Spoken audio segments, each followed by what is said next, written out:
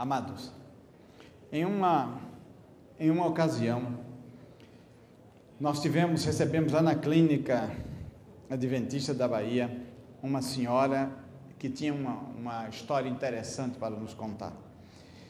Ela chegou numa cadeira de rodas e, quando chegou à nossa frente, ela botou todos os remédios sobre a mesa e tudo, estou tomando tudo isso aqui. E eu comecei a ver os exames, diabética, hipertensa, colesterol lá em cima, uma série de coisas, osteoporose, artrite, artrose, tudo. E ela disse: professor, como é que o senhor acha que estou? Aí eu lembrei do meu amigo pastor Miguel e disse: minha senhora, a senhora está espandongada. A senhora está espandongada. Mas vamos fazer a senhora, submeter a senhora a um processo de desespandonganização. Criado agora, pastor. E aquela senhora tinha algo difícil com ela. As mudanças eram difíceis para ela fazer, porque ela tinha uma crise de identidade. Em realidade, ela não sabia quem era e não sabia a importância dela. E tinha uma crise emocional tremenda. E eu imagino que essa crise dessa senhora é uma crise porque muitas pessoas passam, caladinhas às vezes, com um sorriso para disfarçar nos lábios, mas passam por uma crise muito grande. Mas não só são essas pessoas que passam por crise, nós todos passamos por ela. E em realidade a crise de saúde que estamos vivendo é algo espantoso, porque nós temos uma outra crise, que é a crise de identidade.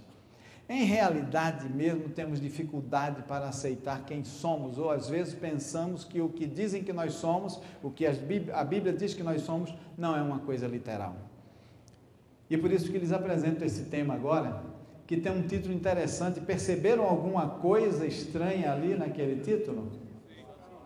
Perceberam o plural, não foi?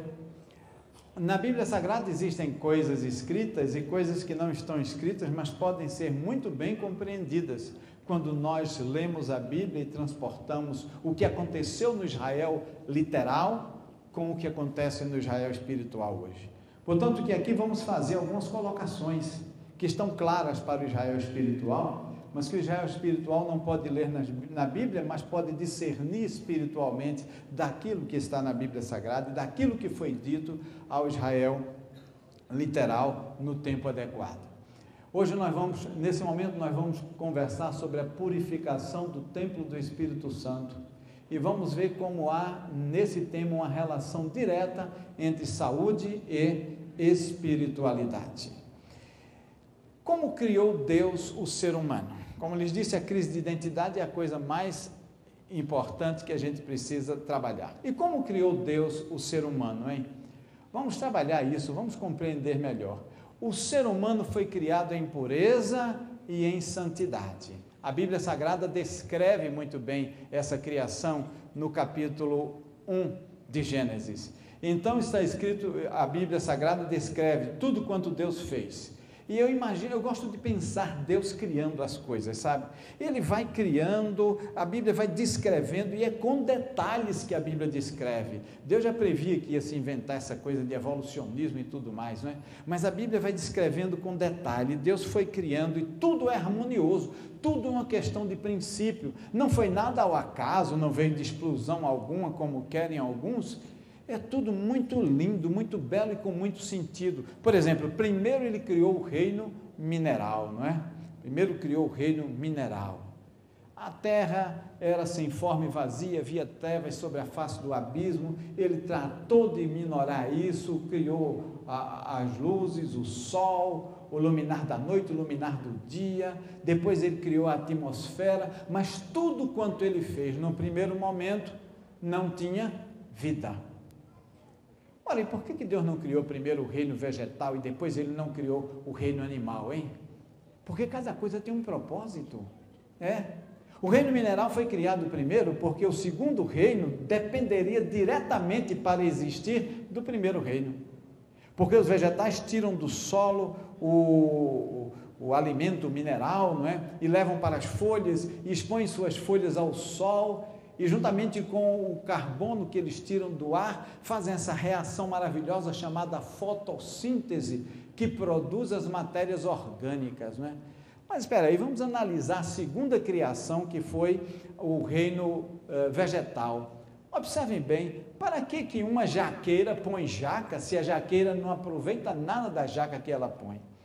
E para que um pé de melancia, aquela raminha muito tênue, põe um fruto desse tamanho se ele não aproveita nada, hein? O reino vegetal foi criado para doar. Como todos os reinos, o mineral doa para o vegetal e sustenta o vegetal. O reino vegetal doa para o reino animal. E sim, por isso que o segundo reino tinha que ser o reino vegetal, porque ele transforma tudo. O reino animal precisa de coisas do reino mineral e do reino vegetal.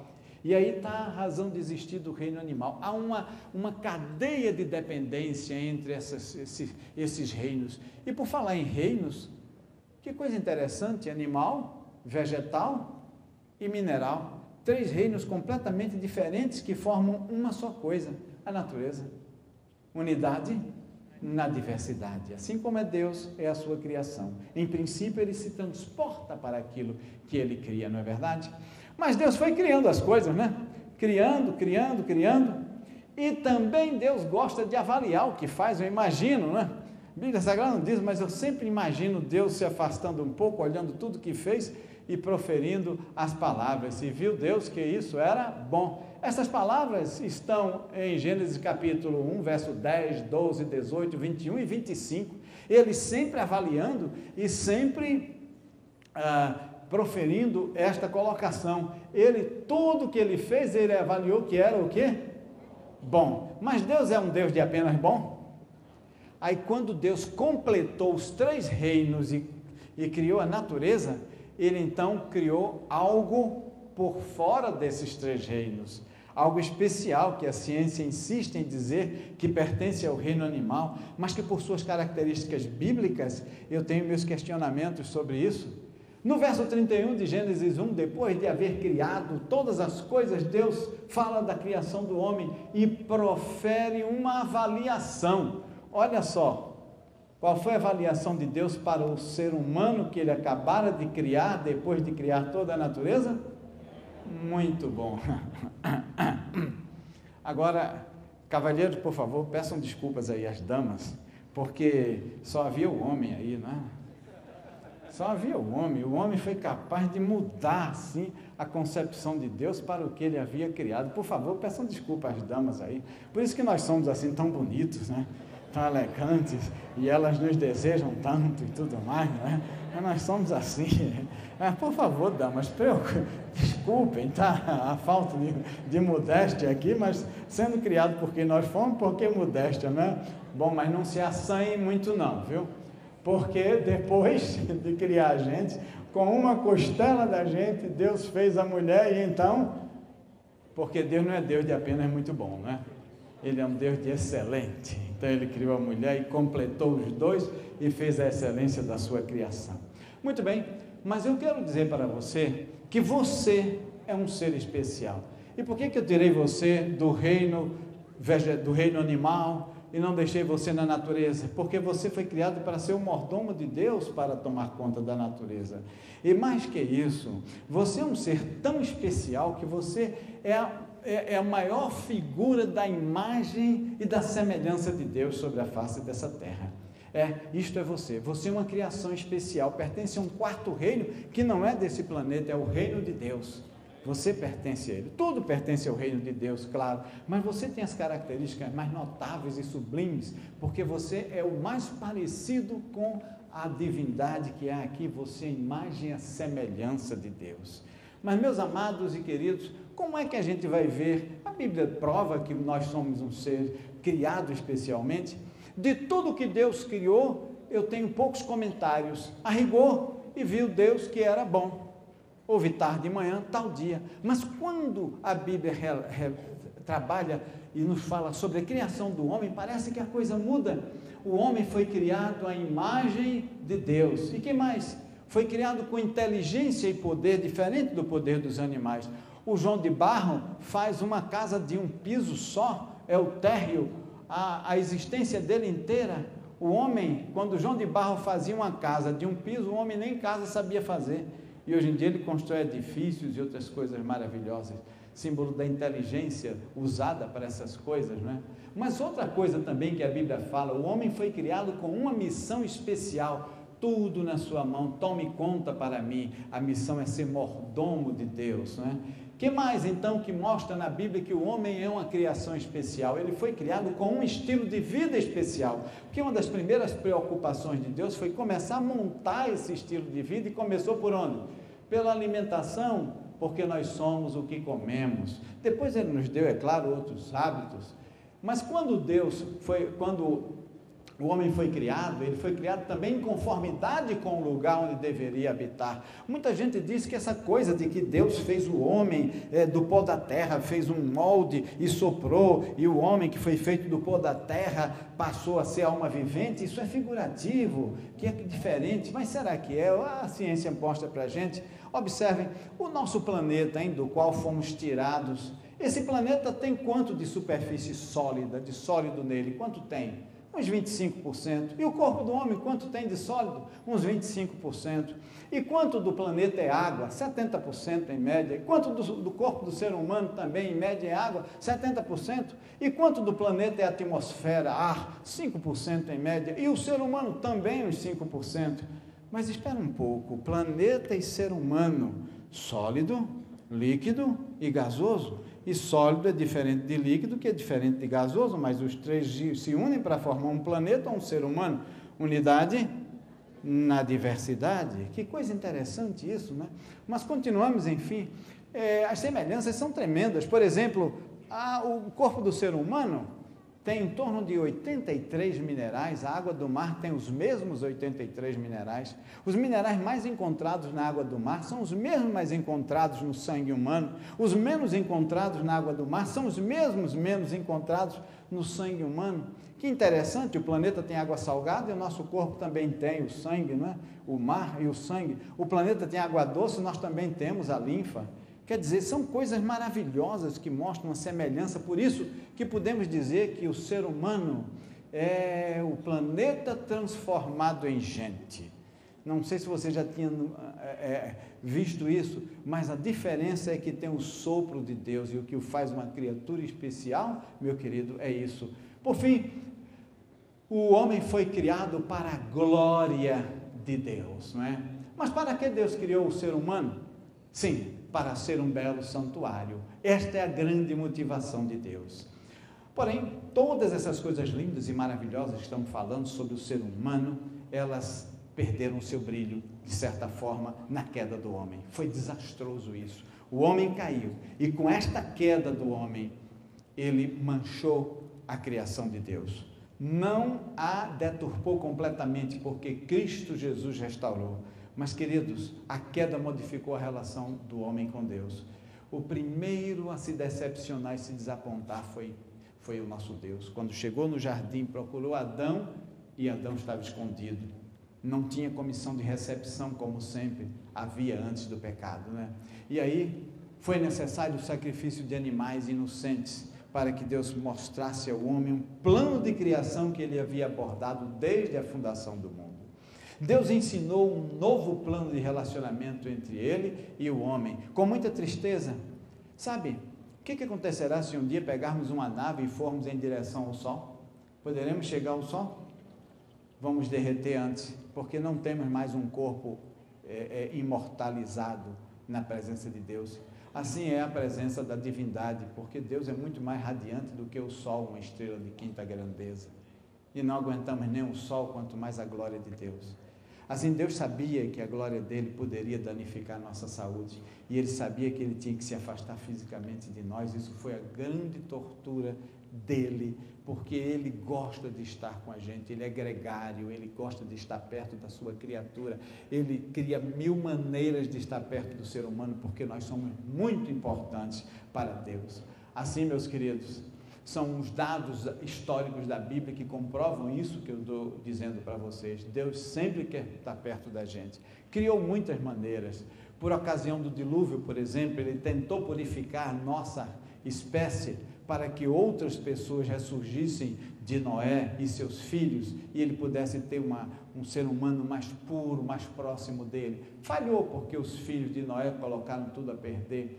Deus criou os patriarcas como um meio de ligação e de transmissão da sua palavra. Ele criou os profetas e através dos profetas ele ensinou a gente coisas maravilhosas, fez predições, cumpriu todas elas, mostrou o amor dele por nós, mas nós matamos os profetas de Deus e os que nós não conseguimos matar, não criamos na mensagem deles. Depois Deus suscitou um povo, escolheu um povo, o povo de Israel. Esse povo teria que testemunhar de Deus, que Deus é todo poderoso. Era o único povo na época que era monoteísta, tinha um só Deus.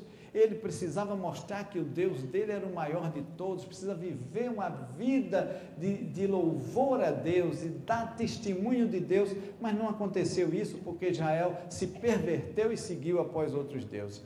Mas Deus não se deu por vencido diante da maldade humana, ele estaria perseguindo o homem, oferecendo ao homem sempre a sua companhia e a sua salvação. Deus então levou Israel para o deserto e lá criou a imagem do santuário, um modelo do santuário celestial, e lá no santuário ele estaria para esperar o homem para louvá-lo. O que o homem fez? Contaminou o santuário do deserto, que lástima. Então Deus não se deu por satisfeito e disse: eu vou agora na figura do meu filho, eu vou em carne e osso, eu vou na figura do meu filho, eu quero estar entre o meu povo, eu quero estar com eles, e veio. E o que é que nós fizemos com esta outra forma de Deus estar perto da gente e se contactar com a gente? O que a gente fez? A gente pregou Jesus na cruz, a gente matou Jesus, né? Mas Deus não se deu por vencido, e atualmente Deus tem o seu Israel espiritual, o Israel moderno, para o qual estou falando aqui de um segmento representativo demais, e é um prazer, um privilégio estar com vocês aqui, trabalhando esse tema. E meus queridos, quando Deus libertou Israel, eu disse a vocês que a gente vai fazer alguns comparativos entre o Israel literal, não é? E todo o seu drama no Egito, e o Israel espiritual de Deus de hoje, para que o Israel espiritual de Deus possa saber o que ele significa. Quando Deus libertou o seu povo e pôs o povo no deserto, Deus deu ênfase especial ao santuário. Vamos reprisar alguma coisa, né? O texto-chave é Êxodo 25:8, onde Deus diz: e me farão um santuário para que eu possa habitar entre eles. E por favor, atente para o termo farão e entre, porque esses dois termos são muito importantes para a gente. A mensagem para o Israel do deserto, Israel literal, era esta: me farão um santuário para que eu possa habitar entre eles. A mensagem que mostrava um Deus que queria estar com o seu povo, que ansiava estar com o seu povo, porque esse Deus dava importância de vida a este povo. Mas, meus amigos, quando Deus trabalhou a construção do santuário, ele disse isto: olha, me farão um santuário conforme o modelo que eu te mostrei, assim o farás. Ellen White nos dá mais luz sobre essa questão do modelo. Diz ela em Patriarcas e Profetas, página 356, que Deus apresentou ante Moisés no monte uma visão do santuário celestial e lhe ordenou que fizesse todas as coisas de acordo com o modelo que ele havia mostrado. Moisés viu o santuário, era tão importante como meio de comunicação entre Deus e a sua criatura, que Deus apresentou em visão a Moisés e disse a ele que deveria ser feito exatamente daquela forma. E como é que era este santuário, hein? O santuário tinha 3 partes distintas, note bem, 3 partes distintas, né? A primeira parte, a mais ampla, era o átrio, depois uma segunda parte intermediária em termos de tamanho, o lugar santo, que já estava na tenda, e uma terceira parte bem menor mesmo, o lugar santíssimo.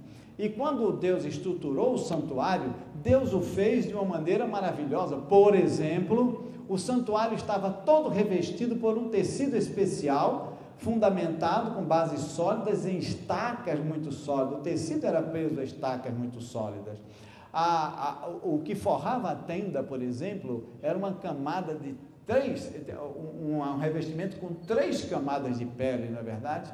Assim está aqui, e chamou-se a esses 3 lugares de átrio, lugar santo e lugar santíssimo. Muito bem. Vamos ver agora quais eram as coisas que tinham nesses 3 lugares, não é?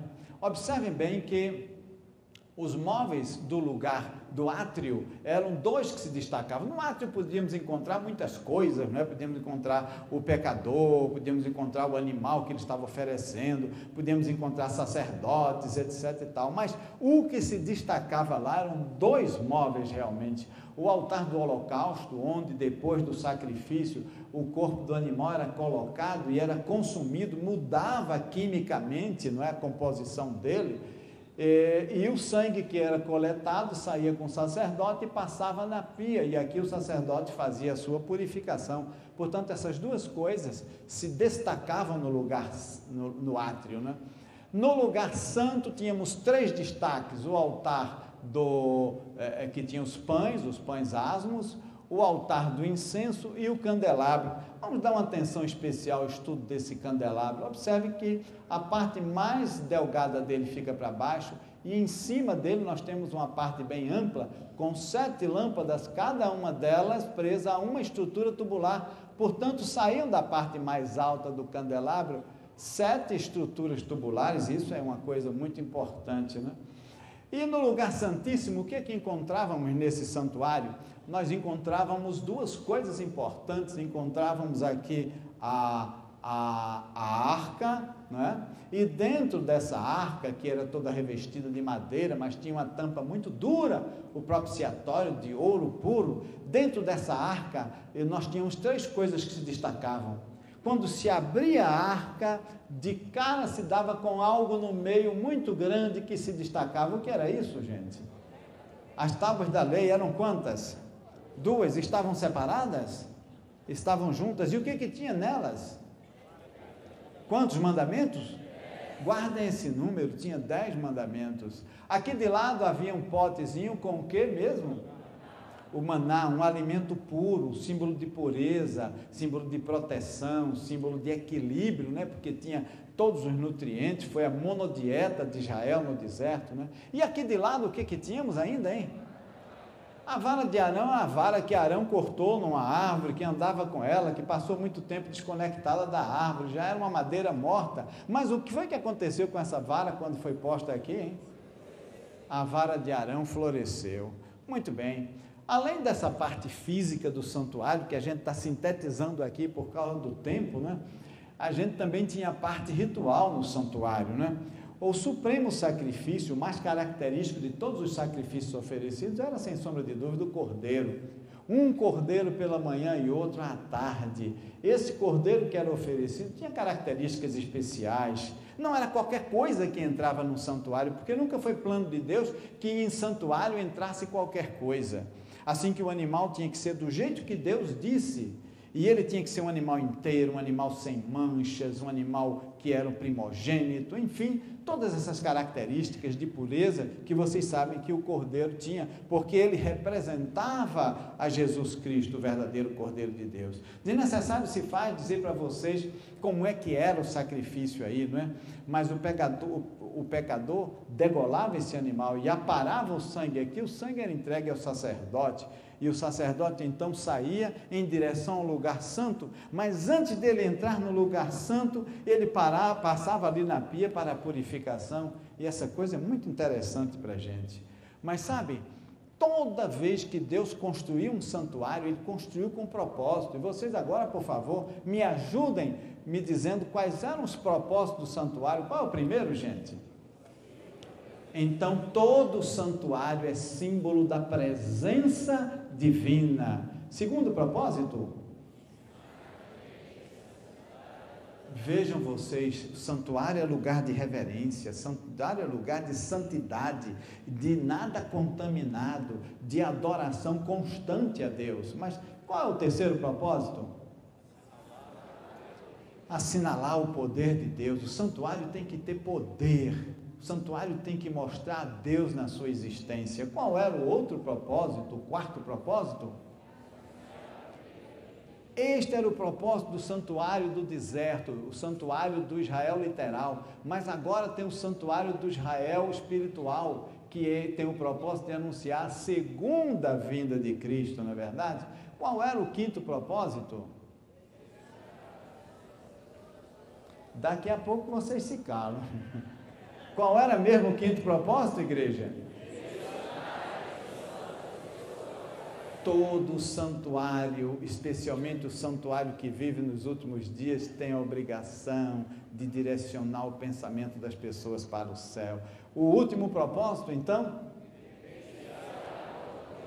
Isso, no amor ao próximo, evidenciamos o que Deus faz conosco.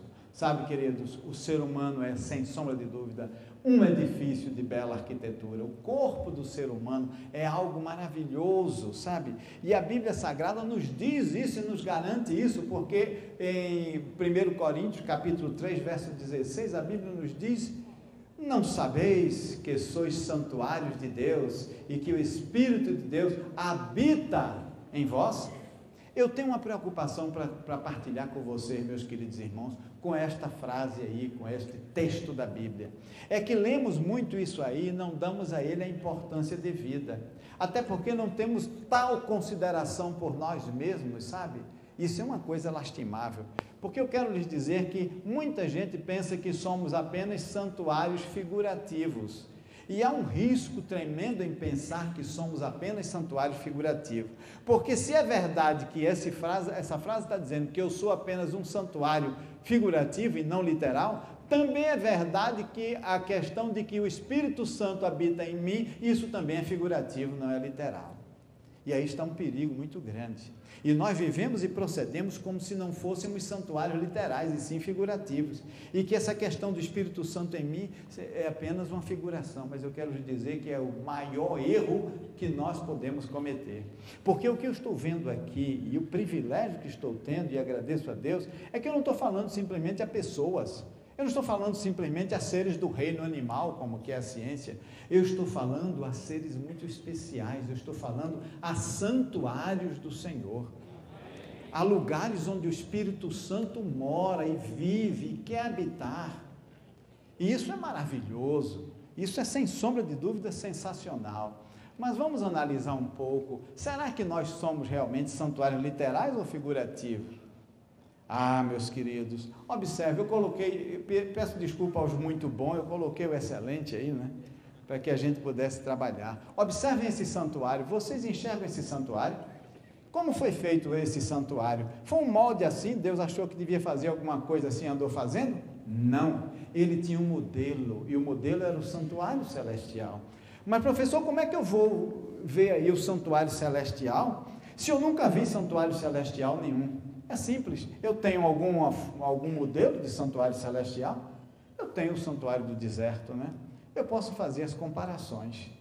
Vamos ver se isso acontece. Claro que não é literalmente a coisa, mas em princípio, será que somos um santuário literal? Observem, todo santuário tem um revestimento especial, um tecido especial que reveste esse santuário. Este aqui tem ou não tem? Você tem ou não tem um tecido especial? Este tecido especial fica preso a estacas muito sólidas. O que são essas estacas sólidas, hein? São os ossos, você os tem. Mais que isso, quantas camadas aqui tem nesse tecido especial?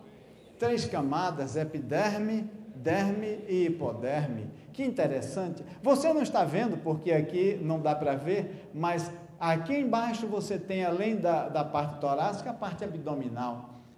Espera aí, quantas partes tem esse santuário? Ele tem uma parte maior, que é a parte abdominal, é uma cavidade. A segunda parte, que é o tórax, é uma parte de tamanho intermediário. A terceira parte, que é a caixa craniana, que é bem menor. E elas estão numa sequência, assim como estão no santuário o átrio, o lugar santo e o lugar santíssimo.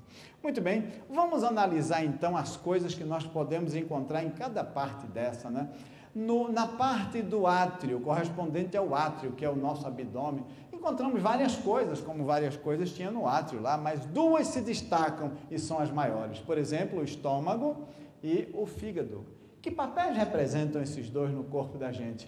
O estômago é o lugar onde entra a oferta, que entra no santuário pela boca, não é? E ela vem para o altar do holocausto.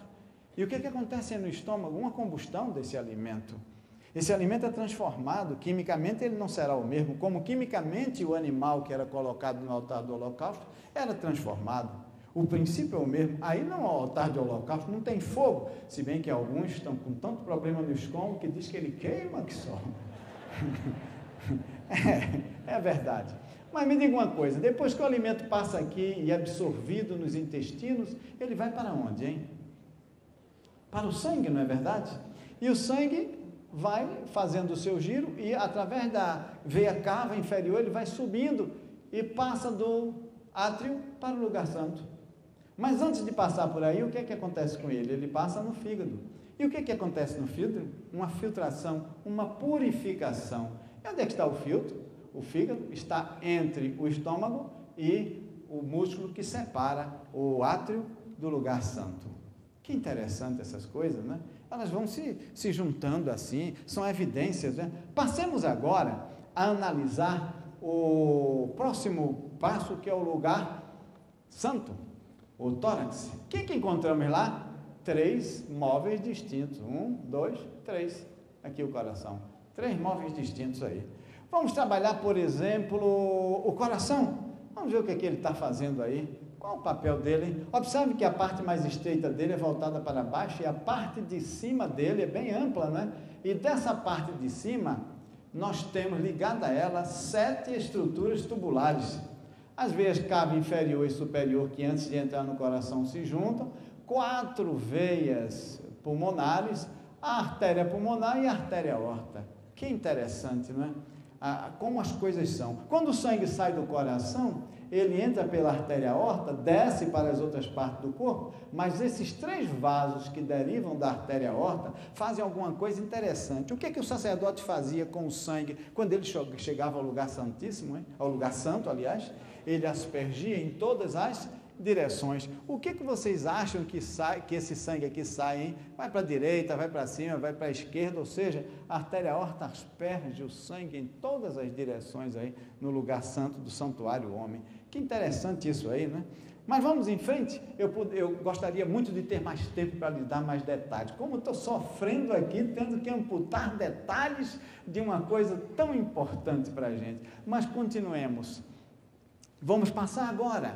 Vamos para o lugar santíssimo do santuário homem. O que encontramos lá, hein? Qual a estrutura que se destaca? Eu lembro, toda vez que eu falo essas coisas, eu lembro do meu professor de anatomia. E como ele me ensinou, não é? Uma vez eu estava lá, tremendo assim, era a primeira vez que ia ver um cadáver, não é? Na faculdade, eu estava assim, e ele então mandou o técnico serrar a cabeça do cadáver e disse, isso aqui nós estamos tirando a tampa da cabeça, ou seja, a glabela é o nome científico, não é? Hoje em dia eu digo propiciatório do santuário homem, não é? E quando tira isso aqui, o que aparece logo de cara, minha gente, hein? Quando tira essas 2 tampas do santuário homem, o que aparece de cara? Que isso, hein? É um cérebro? Mas o que é mais além de um cérebro? As 2 tábuas da lei. Sabe que uma coisa muito interessante, o cérebro da gente, ele está envolto por 3 membranas que chamam meninges, que quando inflamam dá a meningite, sabe? Mas entre a segunda e a terceira dessas membranas existe um espaço, e esse espaço é cheio de um líquido, e esse líquido que está aí é nutritivo e defende a gente, é bem equilibrado e equilibra o corpo da gente, é como um maná para a gente esse líquido, é o líquido cefalorraquidiano, também chamado líquor. Mas sabe uma coisa interessante? Vou voltar mais ainda. Quando o cérebro começa a se formar e com ele o sistema nervoso todo começa a se formar, não é? Aí forma-se essa parte primeira e depois vai descendo uma coisa comprida, bem comprida, que é a medula nervosa, que começa lá na cabeça, né? Então ela vai descendo e formando-se como uma vara, a vara de Arão, né? Agora, o que é mais interessante é que dessa medula, de repente, na nossa formação embrionária, começam a surgir os nervos, porque a vara de Arão floresceu. Que coisa interessante. Mas, meus amigos, você pode dizer que coisas, casualidades, eu quero agora penetrar num estudo mais profundo com você sobre essas coisas. Eu ensino biologia há 33 anos e meio. E como biólogo e histologista, eu trabalho muito a microbiologia dos tecidos do corpo de uma maneira geral. E algumas vezes a gente faz um estudo em histologia, como esse aqui, a gente corta partes do cérebro bem fininhas e coloca em lâminas e estuda ao microscópio. O cérebro tem uma parte interna que é a substância branca, onde não encontramos célula nervosa praticamente nenhuma, alguns pedaços dela. Mas o mais interessante no cérebro é a parte periférica, que é a substância cinzenta, essa sim é interessante. Porque nessa substância cinzenta nós encontramos os neurônios e tudo que nós somos, fazemos, todo o comando do nosso corpo, toda a nossa inteligência, a nossa capacidade de perceber, de adorar e de saber quem nós somos, a nossa capacidade de louvar está aí. Dr. César nos falou sobre o lobo frontal, não é? E que coisa maravilhosa isso. Ele está aí. E sabe de que ele é composto? Isso aí é o cérebro, as tábuas da lei. O que vocês esperam que tenha nas tábuas da lei, hein? Observem só. Antigamente se pensava que as células nervosas eram um tremendo desalinho, né? Depois, com os estudos mais aprimorados dos microscópios, nós aprendemos que há grupos de células nervosas com funções diferentes associadas por outras células não nervosas. Mas a coisa mais interessante que eu já encontrei nos meus estudos histológicos foi perceber que a substância cinzenta do cérebro mais importante tem 10 camadas. Quantos são os mandamentos que tem mesmo nas tábuas da lei do santuário do deserto? Quantos são mesmo as camadas que tem nas tábuas do santuário homem? Agora, o mais interessante é que todas essas camadas têm dimensões, mas qual é a camada que tem a maior dimensão? Por quê, hein? Porque o quarto mandamento é o maior em extensão, em texto e tudo mais, não é? Eu quero dizer a vocês que eu já estudei 38 comparações entre o santuário do deserto e o santuário homem. Lamentavelmente, só alguns eu posso partilhar com vocês, que lástima isso. Mas quero lhes dizer que eu creio, por essas evidências e por outras tantas, que nós somos realmente santuários literais, e que essa história bíblica de que o Espírito Santo habita no lugar santíssimo do santuário homem é realmente uma história literal. Agora vamos ao que deu o título para essa palestra. Lembre que nós começamos assim, não foi? Até 2.300 tardes e manhãs e os santuários serão purificados. Sabe? Segundo a profecia de Daniel 8,14, as 2.300 tardes e manhãs, que eram 2.300 anos, terminaram em 1844. E ali, como sabemos, começou a purificação dos santuários. Ora, comparar apenas fisicamente o ser humano ao santuário do deserto, para saber que ele foi feito baseado em um modelo, talvez não seja o suficiente. Mas eu quero agora sair com você da comparação do físico e viajar um pouco com você para a questão do ritual do santuário, o significado dessas coisas. Você está lembrado como era o ritual do santuário? Primeiro se oferecia no santuário, porque todo santuário tem uma entrada para o sacrifício, né? E se oferecia aquilo que Deus determinou. Deus determinou que entraria no santuário homem? Também. E se não entrar o que Deus determinou, o que acontece com o santuário? É contaminado. Muito bem. Agora pergunto a você, quem é o sacerdote do santuário homem? Quem é? Somos nós mesmos. Porque a Bíblia diz que nós somos nação eleita, sacerdócio real, não é assim que a Bíblia nos coloca? Nós somos sacerdotes. E qual é o papel do sacerdote em um santuário? Manter a sua pureza? Isso. Esse é o papel nosso nesse santuário. Manter a pureza dele, não é? Agora, mais do que isso, todo santuário, além de sacerdote, tem sumo sacerdote. Quem é o sumo sacerdote do santuário homem? O Senhor Espírito Santo, por isso que ele habita em nós, é o sumo sacerdote. Onde que o sumo sacerdote vai oficializar? Onde é?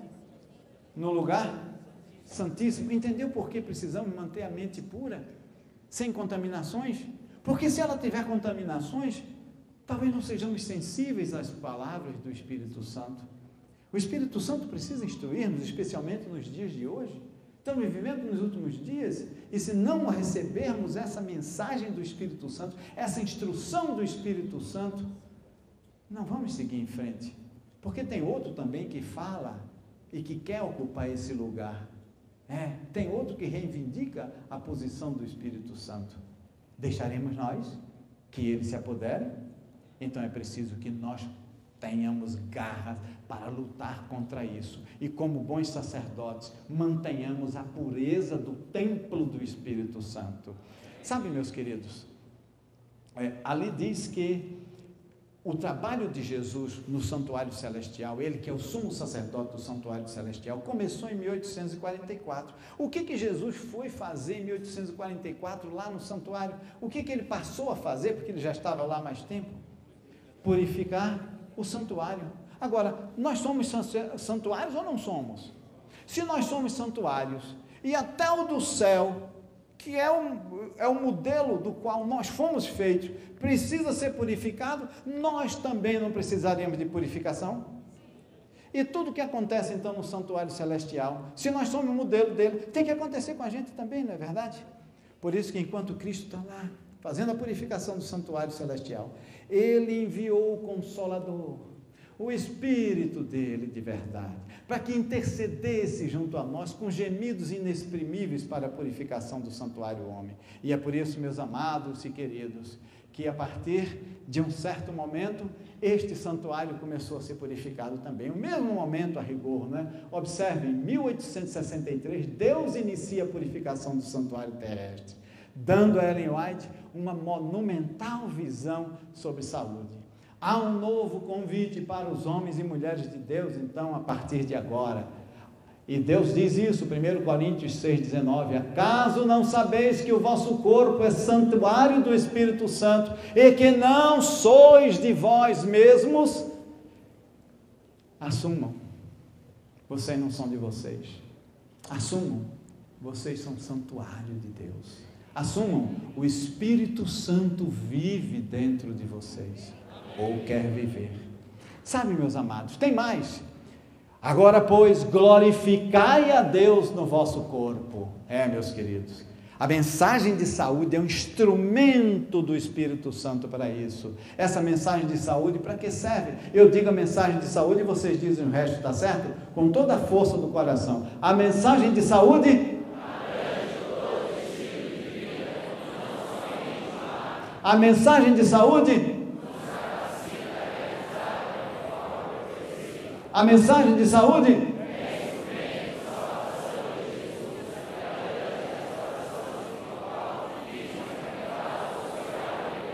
Deus seja louvado, igreja dele. Queridos, a mensagem de saúde é um instrumento de reconstrução nas mãos do Espírito Santo para purificar a igreja e para aliviar o sofrimento do mundo. Sabe, queridos, somos edificados cada dia, diz o apóstolo São Paulo, sobre o fundamento dos apóstolos. O alicerce da construção desse santuário homem foi Jesus, porque ele sentou a pedra fundamental, ele começou a moldar esse santuário. Não foi Moisés que nos fez, embora ele tenha feito muito bem o santuário do deserto. Não foram artesãos que fizeram a gente, foi o próprio Deus, e ele se baseou no modelo do santuário celestial. E quando nós temos o fundamento dos apóstolos e o alicerce que é Jesus Cristo, nós crescemos em equilíbrio para sermos o quê? Santuários e para a habitação do Espírito Santo de Deus. Isso está em Efésios capítulo 2, verso 19 a 22. E para que nós estamos sendo purificados? Para que essa mensagem de purificação essa igreja recebeu? Para que esses santuários precisam sair com essa mensagem e entrar com essa mensagem e usar essa mensagem para si próprios e anunciar essa mensagem a todas as criaturas, porque está chegando o fim, é chegado o momento e o Espírito Santo sente que é o momento dele entrar e assumir o seu lugar como sumo sacerdote. Você precisa permitir, e você permite isso com as suas ações. E você tem agora 40 dias para esse santuário ser purificado. 40 dias estão determinados sobre vocês, para expiar a maldade, para tirar todos os pecados, para se redimir e para seguir a sua saúde, paulatinamente, não tenha pressa. Você tem 40 dias para aprender, para praticar, para ir em frente, para fazer a vontade do seu Deus. Mais 180 para fundamentar, não é isso, meu pastor? E aí a frase que Deus tem agora para vocês. O Israel literal não tinha uma frase? Agora vocês têm também. Compreendam que as alterações aí, elas foram modificadas por mim, mas elas estão bem aqui no coração de Deus. Olha só, para o Israel do deserto era, e me farão um santuário. Porém, Deus não quer somente que a gente faça um santuário, Israel espiritual. Ele quer que a gente seja um santuário para que eu possa habitar. Para o Israel do deserto era entre eles, no meio de vós, mas agora é dentro deles, pelo meu Espírito. Que compromisso, que coisa maravilhosa. E então virá o fim. E como é que é esse fim tão aguardado? O que vai haver? Por que temos que ser purificados? É porque Deus quer um santuário purificado lá em cima e um santuário purificado aqui embaixo. Isso, de certa forma, seria dicotomia. E Deus quer acabar com toda dicotomia. Deus não quer santuário lá e santuário cá. Deus só quer um santuário. Que coisa interessante. Então, para onde nós vamos? Sabe quando Jesus voltar, na segunda vinda dele, ele virá com a cidade, com ela o santuário, e ele pairará sobre as nuvens do céu. E o que acontecerá nesse dia, hein? O dia da volta de Jesus é o dia da apoteose da saúde. Por quê, hein? Porque santuários que se prepararam, que usaram a mensagem de saúde, que tiraram de si as contaminações e com elas as doenças, santuários que estão puros, preparados agora, compreendendo, santuários que estão compreendendo a função da reforma de saúde, santuários que não fazem reforma de saúde para ter saúde, não, santuários que fazem reforma de saúde para a honra e glória do seu Deus. Santuário que considera que saúde é apenas uma das muitas bênçãos que alguém tem quando faz tudo para a honra e para a glória de Deus. E aí o que acontece, hein? Quando Cristo vier com o santuário dos céus e pairar sobre as nuvens, o Senhor Espírito Santo, representante do nosso Deus, vai subir com o santuário da terra, o santuário homem, e vai também se dá o encontro dos santuários lá nos céus. A segunda volta de Jesus se caracteriza pelo encontro dos santuários. E por que os santuários têm que se encontrar? Por que o ser humano tem que ir ao santuário celestial? Olha só o que está reservado para o ser humano. Leiam comigo. Ao vencedor, falou-ei o quê? Coluna do santuário do meu Deus. Ô, glória para a gente! Notem, essa purificação é para aqueles que querem estar no santuário do meu Deus, para que possam estar lá como colunas do santuário, porque não haverá mais separação entre a gente e Deus, e também não haverá mais separação entre o santuário do céu e o santuário aqui na terra. Seremos todos um só, como o Pai, o Filho e o Espírito Santo são um só. Em todas as coisas eles se harmonizam, e nós também com eles. E qual é o prêmio que vem aqui? Observem só. Gravarei também sobre ele o nome do meu Deus, o nome da cidade do meu Deus, a Nova Jerusalém. Amém?